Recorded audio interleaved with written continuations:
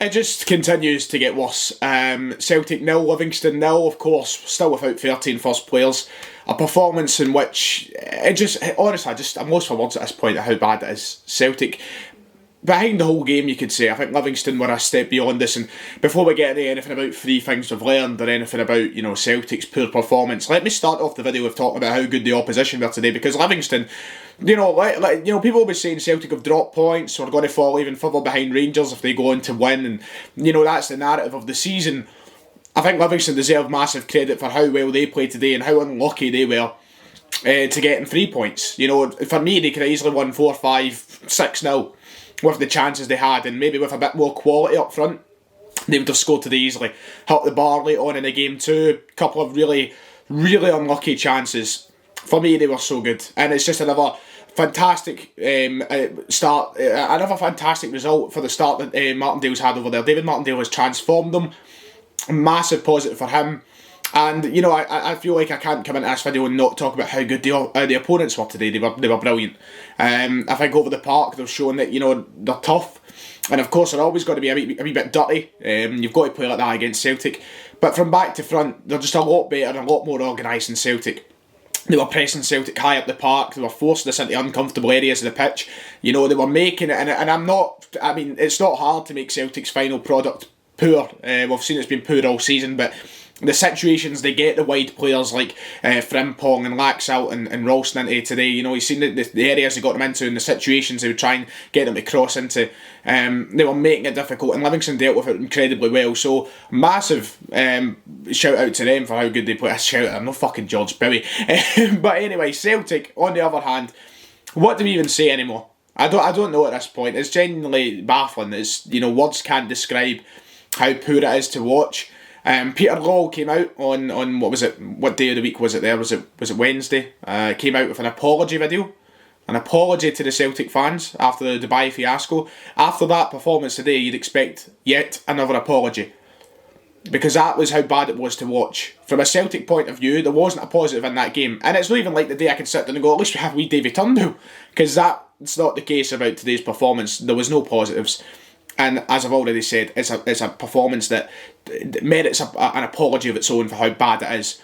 I know we're not in an ideal situation with players missing and the manager and the assistant manager being missing. They're having to give their team talks and such over Zoom, but there's only one person to blame for that to happen. And that, well, not one person, it's the club. The club's to blame. They can only look at themselves and kick themselves for getting us in this situation. We don't have anybody to turn to and blame for this. The reason that Neil Lennon and 13 players are off at the side is because of our own wrongdoings and dealings at the club that should have happened. That's the reality of it. So, we can't use that as an excuse. And at the end of the day, and do you know what, Livingston fans would probably turn around and say, no, it's not the case. But Livingston were playing a Celtic team today that in any other world, when Celtic are playing well, they would kill for half of the players in the park today. They wouldn't kill for Shane Duffy, right enough, but they'd kill for half of the players in the park today. David Turnbull, Ismaila Soro, even probably the likes of Mikey Johnston, Callum McGregor, Diego Laxalt, Nir Beaton. These are players that Livingston couldn't, quality-wise, can't match when they're at their best. They would kill, and yet they would kill to have players like that at the club, normally. As I'm saying right now, I don't think Livingston fans would want them at the club. But a team that we have out there, which is good enough to beat Livingston, can't even go out and match the intensity of the game or match the quality of the game that Livingston bring. It's not good enough. And there's no excuse for Neil Lennon not being there and all the rest of it. There is a serious issue going on at the club at the minute. And it's not even just the fact that we are that poor in terms of our quality there. What was the plan today? What was the system?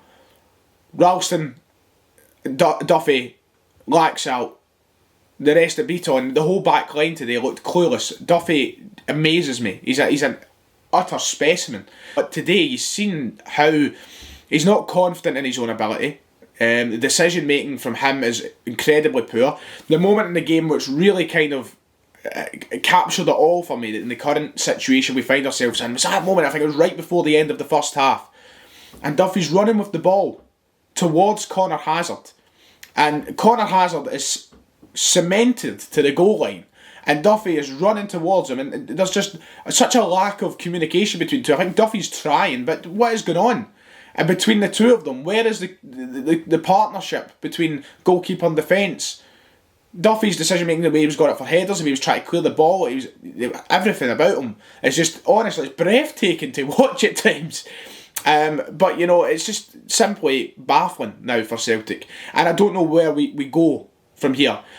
We've spoke so much and we've spoke continuously about the rebuild at Celtic this summer and how badly it's needed and how we have to bring in a new manager and how we have to bring in new players and get rid of dead wood and perhaps sell some of our better players, because that's the reality of what's going to happen. The better players are wanting to leave.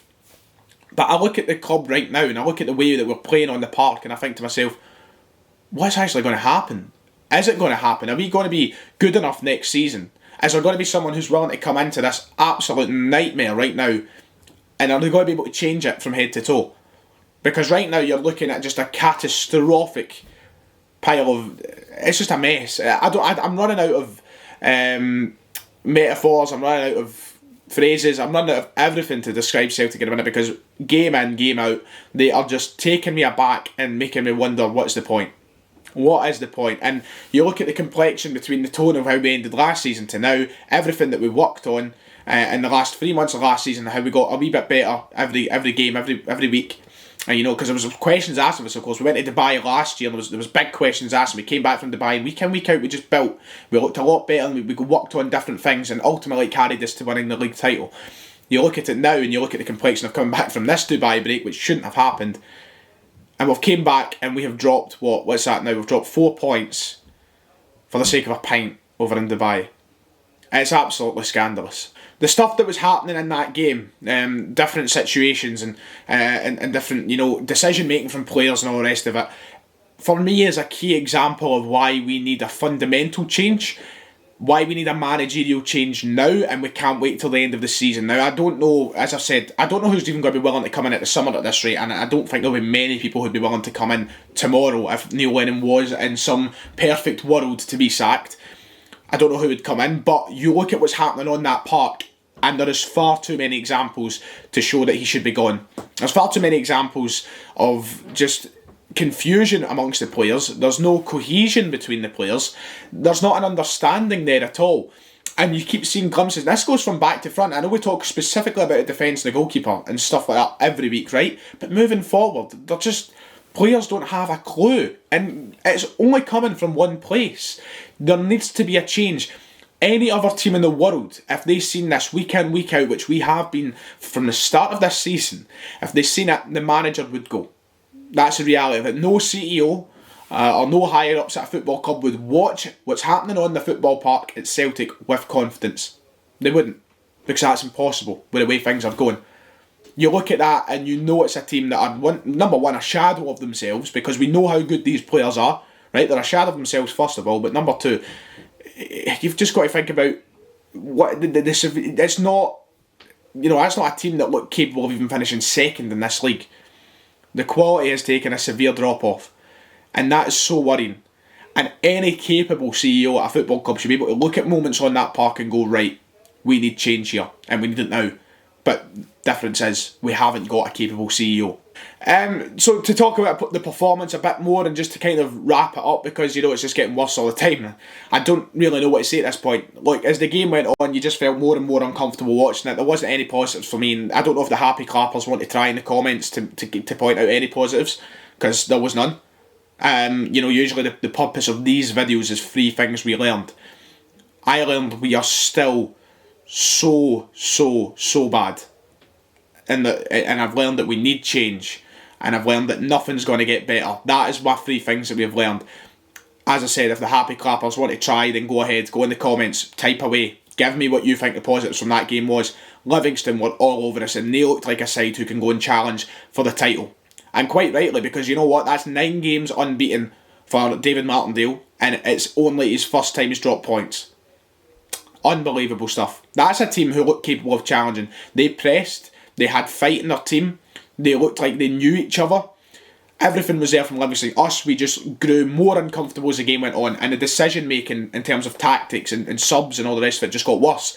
They're crying out for someone, and of course we're in a bad situation. We don't have a striker in the park, man, right? We don't have a striker at all, and we'll talk more in depth about stuff like this on the podcast tomorrow. The Celtic Thunder episode 3 should be up tomorrow. But you're looking for change, you're looking for somebody to bring a spark to the game, you're looking for a bit of encouragement. You've got a player like Karamoko Dembele on the bench who doesn't get a sniff. I said it in yesterday's video, he'll be gone in the summer. And it's our own, dealings that have led to that. So, aye, that'll do it. I don't think there's too much to add else in. Well, fair play to Livingston, fair play. Really good performance from them. Celtic once again dropping points.